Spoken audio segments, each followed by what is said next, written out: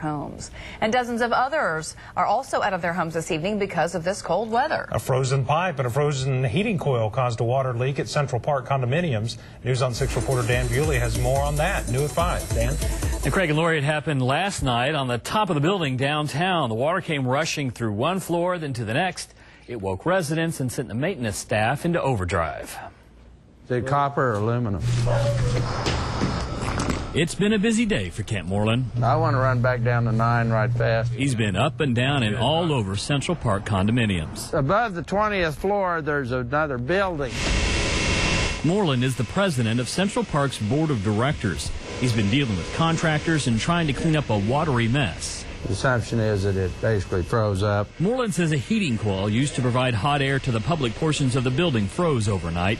That led to a frozen pipe. Then some water inside the pipe froze and everything backed up before forcing a nearly 20-story waterfall through the building. All of these buildings, just as your homes, are all subject to having these pipes freeze up in this really cold weather. And when it happens, it's a mess, but it's just part of life.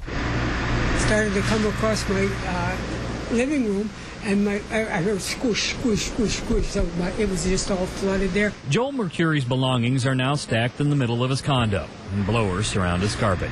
He lives on the top floor and was one of the first hit by the streaming water. What went through your mind when you were feeling that squish? Yeah, you don't want to know. You don't want to know.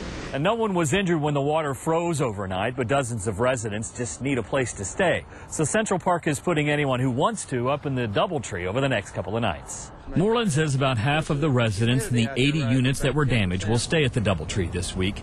MERCURI is one of them, but he's not worried and says management is taking care of everything. Worst comes to worst, I'm going to need new carpeting, but that's about it. And Moreland says there wasn't any significant damage to anything other than the carpets, and he expects the cleanup to last through the end of the week. Dan BEWLEY, News on 6. The cold temperature